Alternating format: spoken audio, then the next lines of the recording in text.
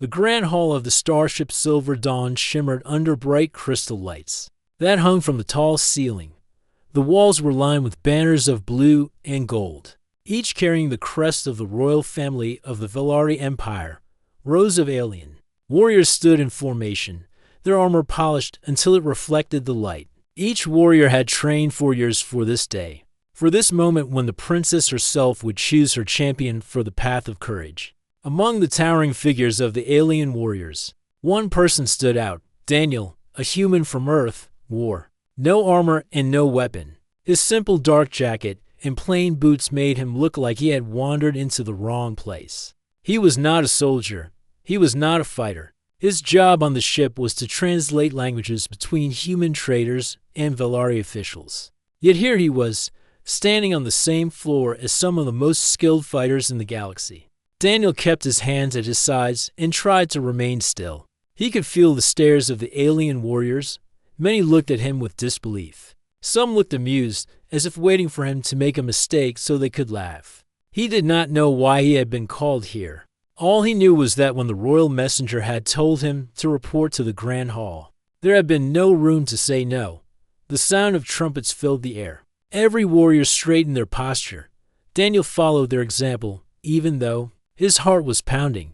At the far end of the hall, the large golden doors opened, and the royal family entered. Princess Alara walked at the front.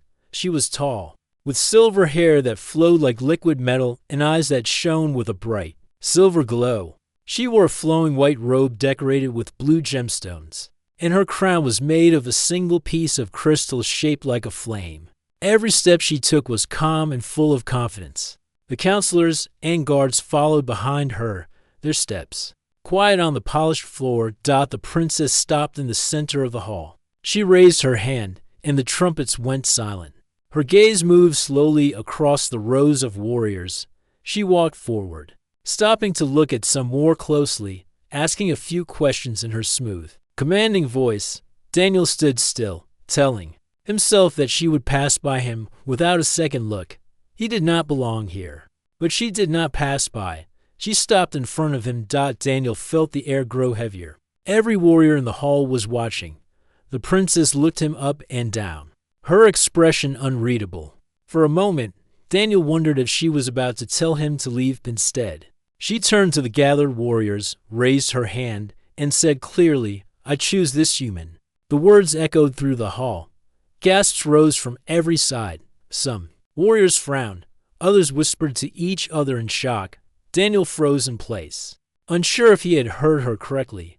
The princess stepped closer and looked directly at him. "Daniel of Earth, you will be my champion for the path of courage." Daniel opened his mouth, but no words came out. The path of courage was a term he had heard before, but only in passing. It was a legendary set of trials that tested not only strength, but the heart and mind. It was meant for the finest warriors of the Velari Empire, not for a translator who had never trained with a weapon. "My princess," one of the counselors said, bowing low. "Are you certain? This human is untested." "I am certain," Princess Alara replied without hesitation. "Strength alone does not decide a champion. Courage does." Daniel felt his face grow warm. He remembered the day she might be referring to. Weeks ago, the Silver Dawn had been attacked by pirates in the chaos. He had guided a group of civilians through the smoke-filled corridors to safety, using quick thinking to find a path when all the main exits were blocked. He had not thought much of it at the time. He had simply done what was needed. But perhaps the princess had seen it differently. The murmurs in the hall grew louder. Daniel could hear words like unworthy and outsider mixed with laughter from some warriors who clearly thought the choice was a joke. He wanted to say he was not the right person for this, that they should choose someone else. But the princess's gaze was firm. "You will stand," she said softly, "and you will face what comes." Something in her voice told Daniel that refusing was not an option. He gave a small nod, though his heart was still racing. The princess turned to the rest of the hall. "The trials begin at first light. Prepare yourselves." With that, she walked away, the counselors and guards following. The sound of her footsteps faded. leaving Daniel alone in the center of the room with dozens of alien warriors staring at him. One tall warrior with golden armor stepped closer. His tone was cold. "Human, enjoy your place while you can. The path of courage will show the truth." Daniel said nothing. He simply held the warrior's gaze for a moment before stepping back. He knew nothing about these trials. But one thing was certain: every person in this hall would be waiting for him to fail. As he left the hall, Daniel tried to steady his breathing. He had been chosen, but for what reason? He still did not understand. All he knew was that tomorrow, he would face something far beyond the safety of his translation desk. And the entire Villari Empire would be watching to see if the princess's choice had been a mistake. The quarters given to Daniel were larger than his usual cabin, but the walls felt closer somehow. He sat on the edge of the bed, staring at the silver crest the princess had pinned to his jacket before leaving the hall. It was a sign of her choice, a symbol worn only by champions in the path of courage. He turned it over in his hand, its sharp edges catching the light. He could not decide if it felt like an honor or a heavy chain. A soft chime sounded at the door. When it slid open, Princess Alara stood there with 2 guards. She entered without waiting for him to speak. "You look uneasy," she said, stepping closer. Daniel stood quickly. "I do not understand why you chose me. There are warriors here who have trained their whole lives for this. I am not one of them." Her expression stayed calm. "Courage is not only in strength or training. I saw you during the pirate attack. Others fought, yes, but you acted with speed and purpose to save those who could not protect themselves. You guided them through danger when you could have hidden." Daniel lowered his gaze. "That was just instinct. I was afraid." "Fear is natural," she replied. "What matters is what you do while feeling it. Tomorrow the path of courage begins. There will be 7 trials. Each will test a different part of a champion. The first will judge the mind, not the sword." He frowned slightly. "Then maybe I have a chance." "You will have more than a chance," she said firmly. "You will have my trust." Her words carried a weight Daniel could not ignore. Before he could respond, she turned to leave. "Rest well, Daniel of Earth. At first light, we begin." When the door closed, he sat again, his thoughts spinning. 7 trials. The first was about the mind, which sounded better than facing an armed warrior. But he had no idea what form it would take. That night, he found it hard to sleep. The hum of the ship's engines was louder than usual. Twice he thought he heard faint voices in the corridor outside, as if someone was waiting. Eventually, he forced himself to close his eyes. The next morning, Daniel woke to the deep chime of the ship's day cycle. His breakfast tray was delivered by a silent guard. He barely touched the food, his stomach tight with nerves. 2 guards arrived to escort him to the training hangar, which had been transformed into a massive arena. The stands were filled with spectators, officers, noble families, and warriors from across the fleet. The royal council sat in a high balcony, with Princess Alara in the center. In the center of the arena stood a towering structure made of black stone blocks. It reached nearly to the ceiling, and its surface shifted as if the stones themselves were alive. Narrow corridors opened and closed within its walls, changing shape every few moments. Daniel stopped at the edge of the arena. "What is that?" he asked one of the guards. "The maze of shifting stone," the guard replied. "The first trial." A voice echoed through the arena, amplified by hidden speakers. Competitors, step forward. Daniel joined the line of alien warriors, each in gleaming armor, their weapons hanging at their sides. He was the only one without any kind of weapon, and he felt the weight of every eye in the stands. The counselor announcing the trial spoke. "Again, the task is simple. Reach the center of the maze and ring the bronze bell. The first to do so will earn the highest score. Beware, the maze moves according to its own pattern. If you are trapped between walls, you will be removed from the trial." The sound of a gong filled the air. The warriors surged forward into the shifting corridors. Daniel hung back for a moment, watching. He saw one warrior sprint into a passage that seemed open, only for the walls to close in moments later, trapping him. Another charged through a side path and found himself running in circles. Daniel began to notice a rhythm in the movements. Each wall slid and locked in place for a few seconds before shifting again. Instead of rushing forward, Daniel moved slowly, studying the pattern. He counted silently, waiting for the right openings, then slipping through. While others fought against the moving walls, he flowed with them. The air inside the maze was cool and smelled faintly of stone dust. The sound of grinding echoed through the corridors. Daniel turned left, then right, ducking under a low arch just before it closed. He heard the shouts of frustrated warriors somewhere nearby.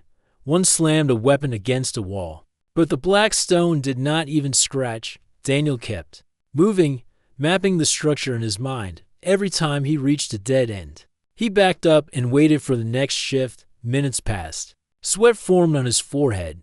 Then he saw a narrow opening that led into a wide chamber.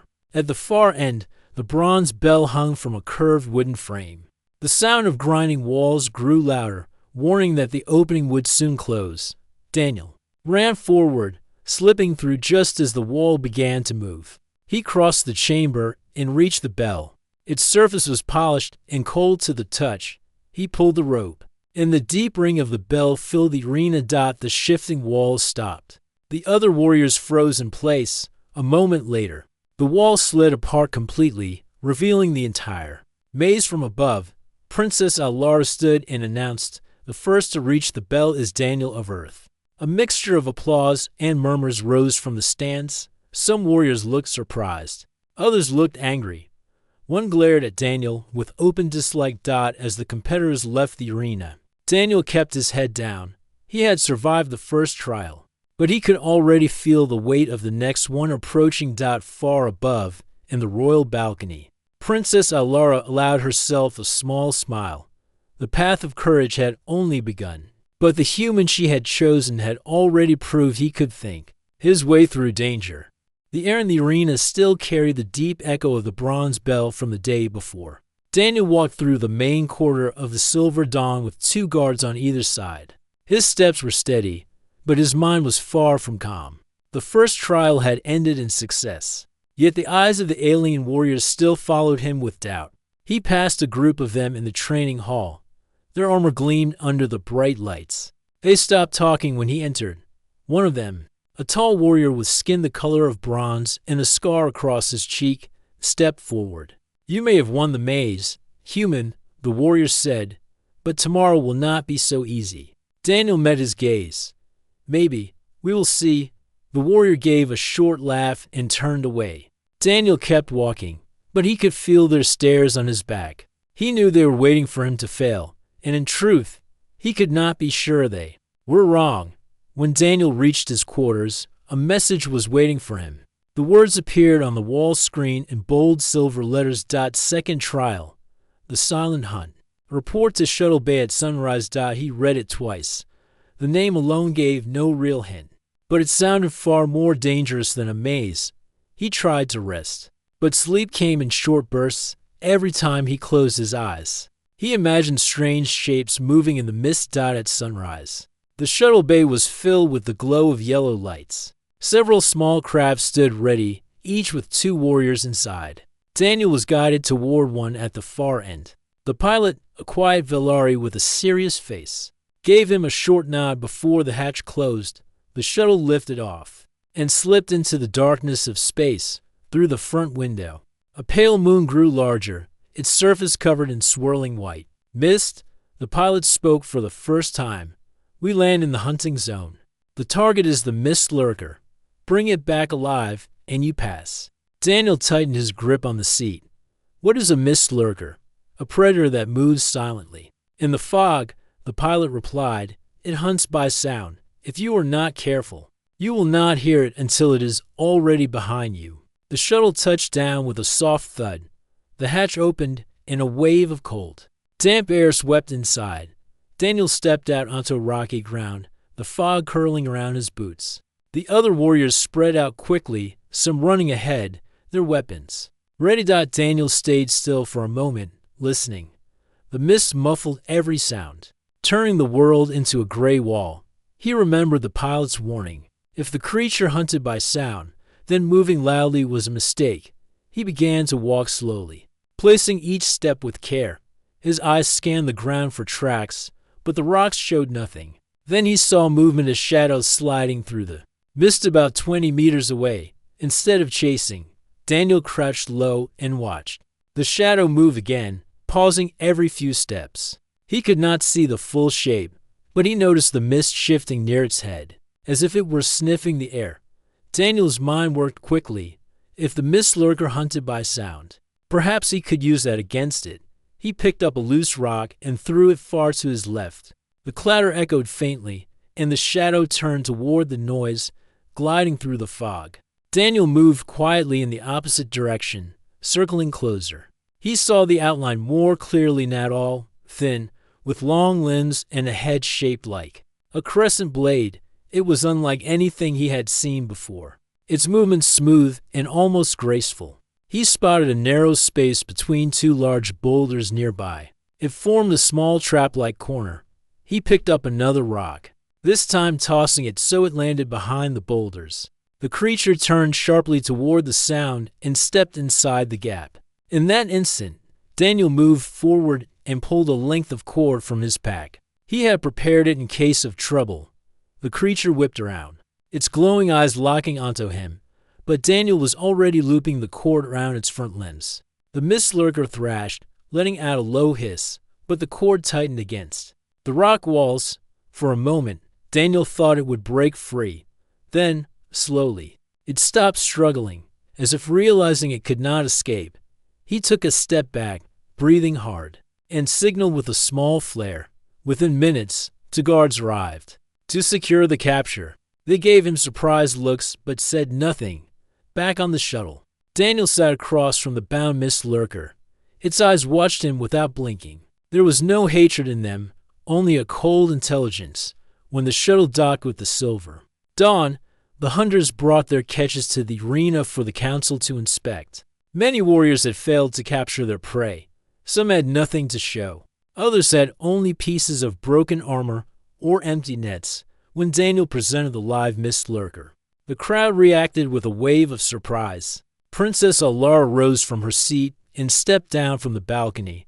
She stopped before Daniel, looking at the creature, then at him. "You caught it alive," she said, "and you carry no wounds." Daniel nodded. "It is fast, but it listens more than it sees."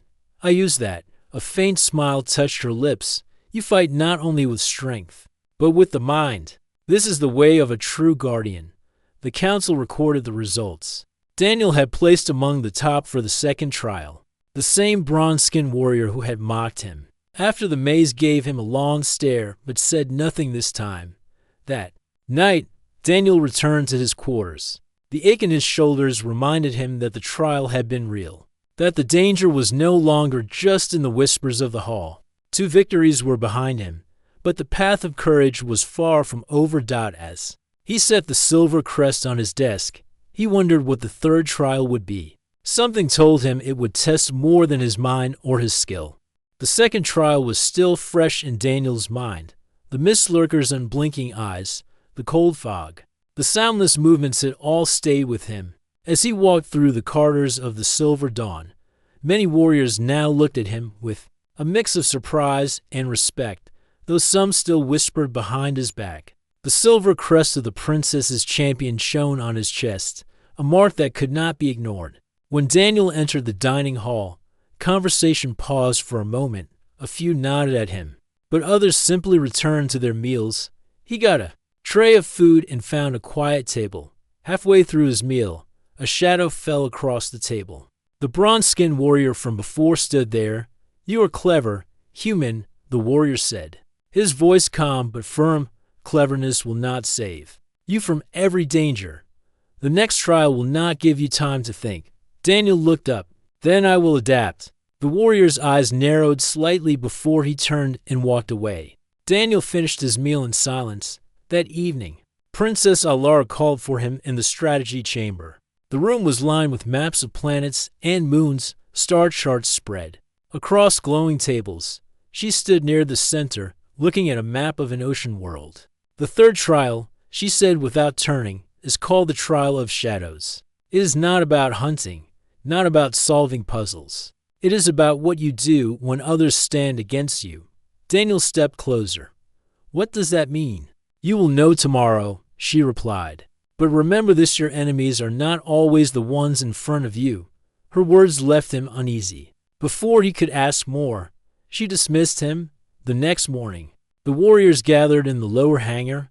The air was cool, the sound of engines echoing against the metal walls. The council stood above, and Princess Alara watched from her seat.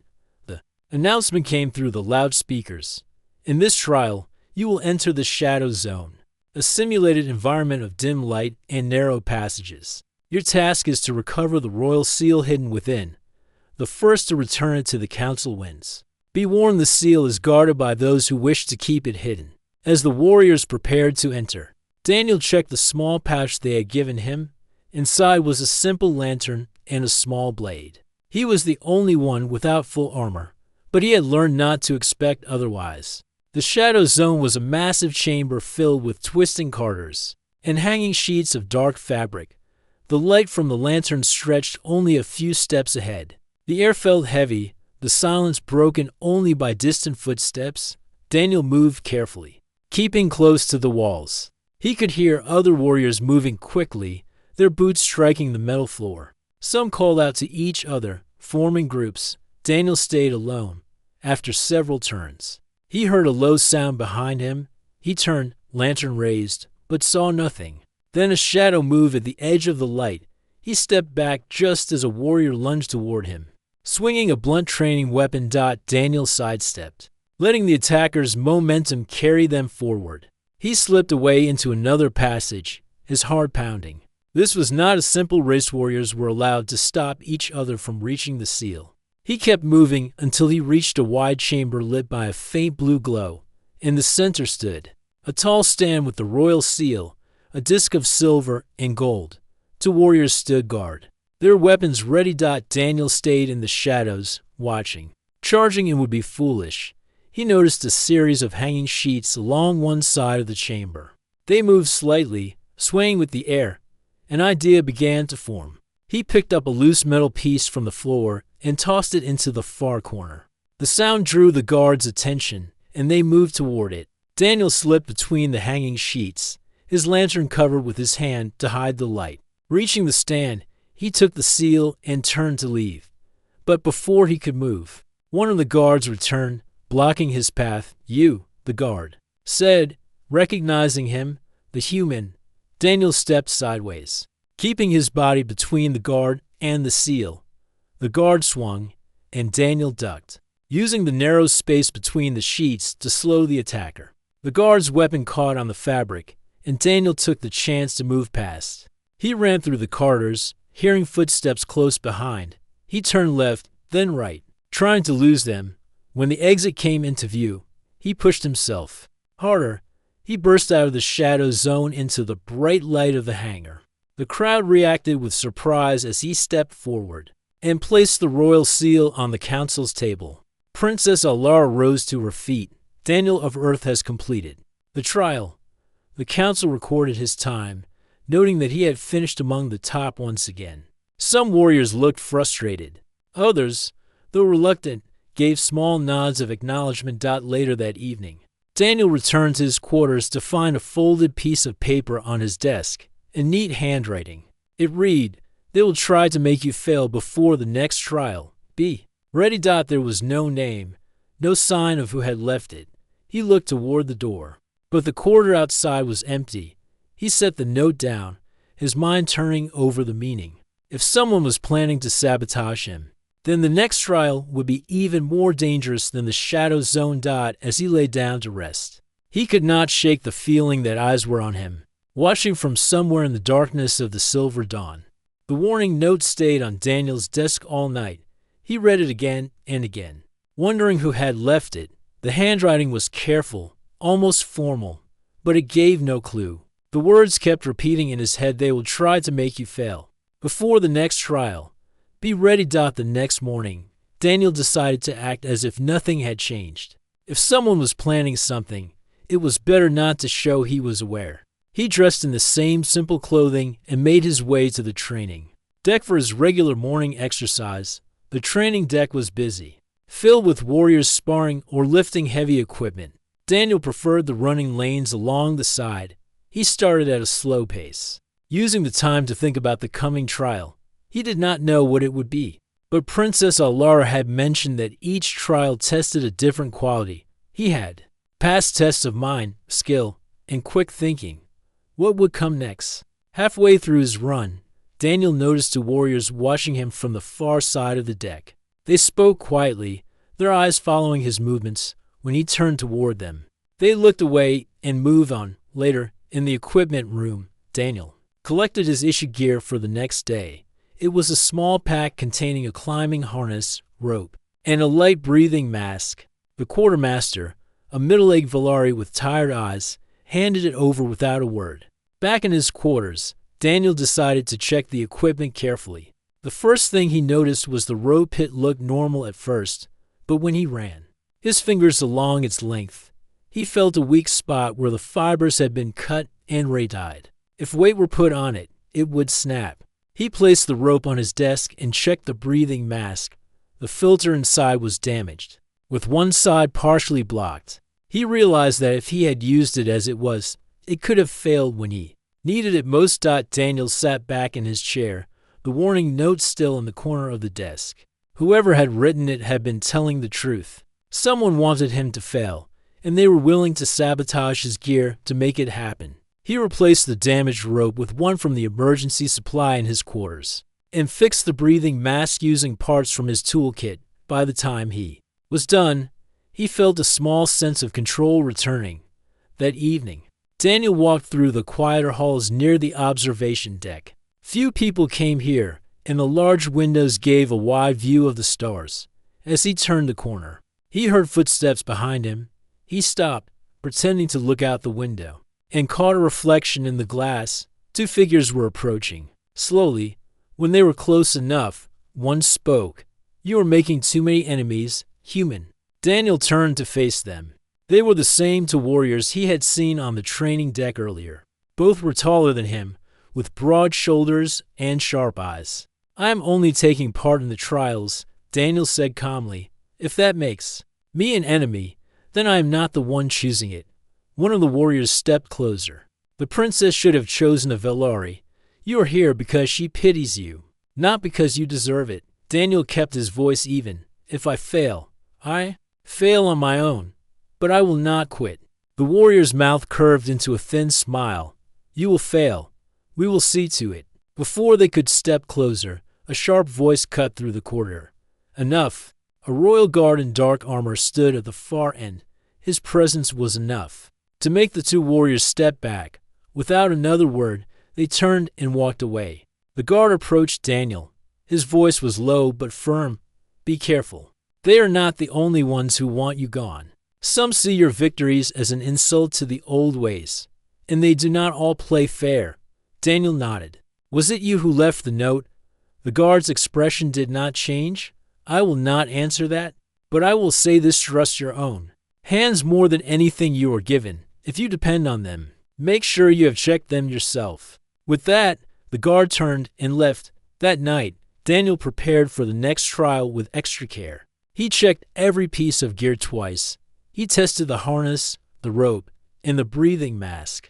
He filled a small pouch with basic tools, in case something went wrong during the trial. Sleep came slowly, but when it did, it was deep. He woke to the sound of the morning chime and dressed quickly. The announcement for the trial came over the ship's speakers. "Competitors, report to Shuttle Bay 3 for the trial of storms." The name sent a shiver through Daniel. Storms could mean anything: lightning, high winds, or worse. He took his pack and made his way to the bay. The shuttle was waiting, its engines humming softly.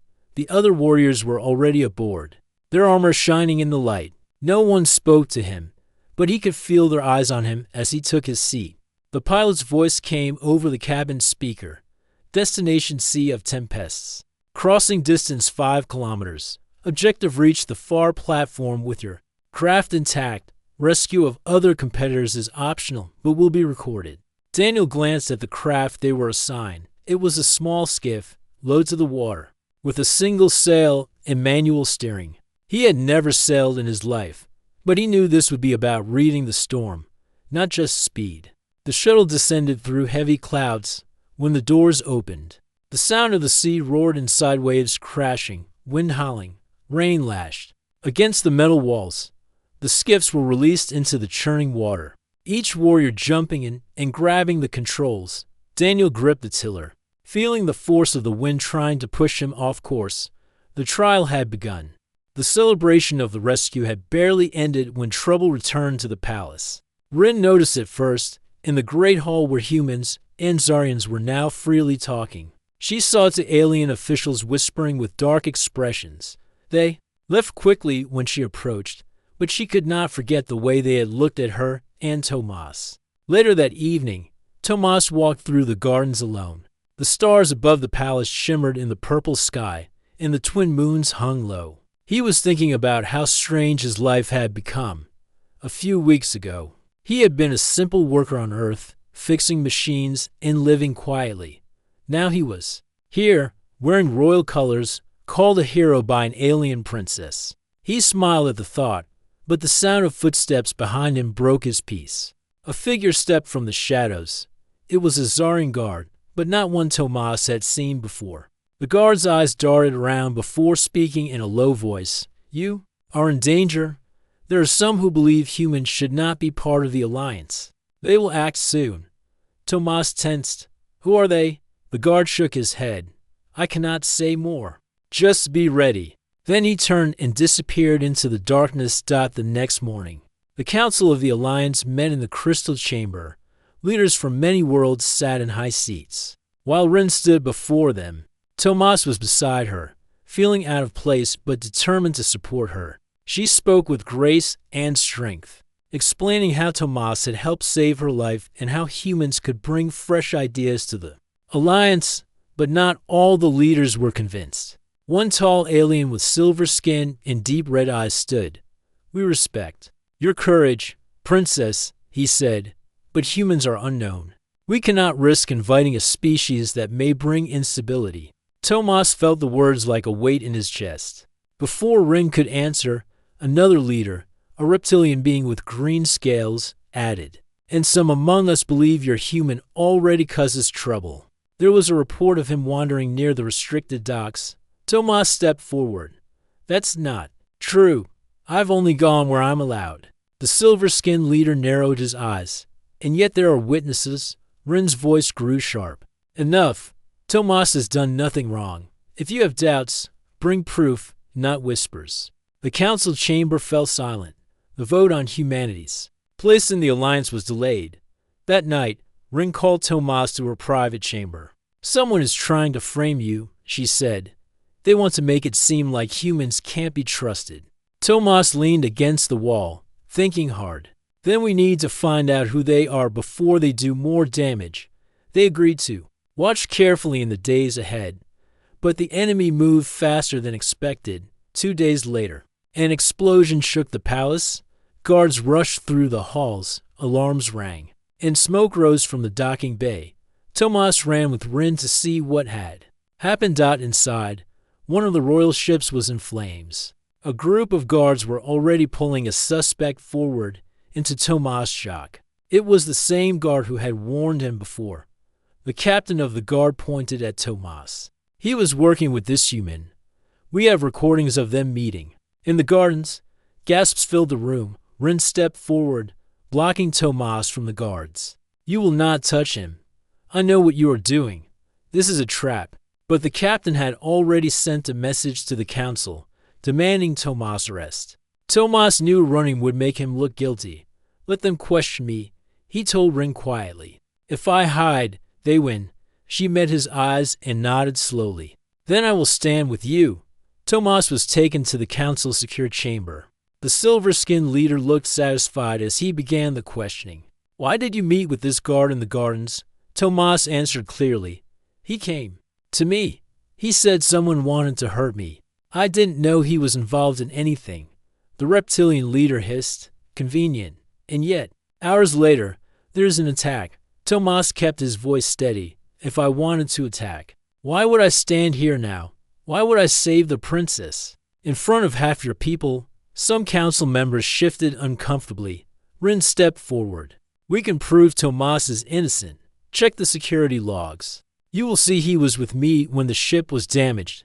The silver-skinned leader frowned, but ordered the logs to be reviewed. Minutes later, a technician entered, holding a crystal table. It's true, she said. The human was not near the docking bay at the time. In fact, there's evidence the guard acted with someone else. Whispers filled the chamber. The silver-skinned leader's expression darkened. Then find them. Real traitor. Tomas was released, but he knew this was not over. The attempt to remove him had failed, yet the enemy remained hidden. Rin walked with him back to the gardens, the same place where the warning had been given. She looked up at the moons. They will try again. Whoever they are, they fear what humans can become in the Alliance. Tomas gazed at the stars, his jaw set. Then we'll give them a reason to fear, the right reason. In the distance, the damaged ship's remains still smoldered. The shadows over the Alliance were growing deeper, and the fight for trust had only just begun. The palace was quiet but tense. Tomas stood beside Princess Rin in the crystal chamber, waiting for the council to return with new information. The investigation into the bombing was still active. Every minute passed like an hour. Suddenly, the doors opened. The captain of the guard entered, flanked by 2 soldiers. His face was hard and unreadable. I have results, he said. The evidence points to a high-ranking member of the council. A gasp swept through the room. Tomas and Rin exchanged looks. This was bigger than they thought. The captain continued. We found secret communications between the council member and a known enemy faction. He arranged the attack to destabilize the Alliance and frame humans. Rin stepped forward, her voice strong. Who is this traitor? The captain hesitated, then spoke the name, Lord Velkar. Velkar was a respected but feared figure. His silver hair and cold eyes hid his true nature well. Rumors had long whispered that he wished to control the Alliance alone. The council erupted in shock and anger. Velkar himself sat in silence, but his eyes darted around as accusations flew. The captain ordered Velkar's arrest. Guards moved quickly, surrounding him. Velkar smiled cruelly. You have no proof. Rin held up a small crystal tablet. This is the proof. Messages, plans, and confessions from his own agents. Velkar's smile faded. This is treason, he hissed. The council voted quickly. Velkar was removed from power and taken to a secure prison. With the traitor caught, the palace began to breathe again. Tomas felt a weight lift from his shoulders. Yet, he knew the battle for trust was not over. Rin turned to him. You showed courage and loyalty. You helped protect the Alliance. He smiled. I only want a place where humans, and all races, can work together. The princess nodded. And you will have it? The council held a ceremony to honor Tomas. The princess placed a new crest on his chest, this one a symbol of unity between humans. And the Velari people, cheers filled the hall. Tomas looked around at the faces humans and aliens standing side by side. For the first time, he felt he belonged. Days later, Tomas stood on the balcony overlooking the city of Velara. The twin moons shone bright. Beside him, Princess Rin spoke softly. Your journey has changed many minds. Not all will accept this easily, but you have opened the door. Tomas looked out at the stars. I will keep walking through it, no matter what. Rin smiled. That is why you were chosen. The stars blinked like distant fires. Together, they looked toward a future where trust could grow, and the Alliance would be stronger than ever.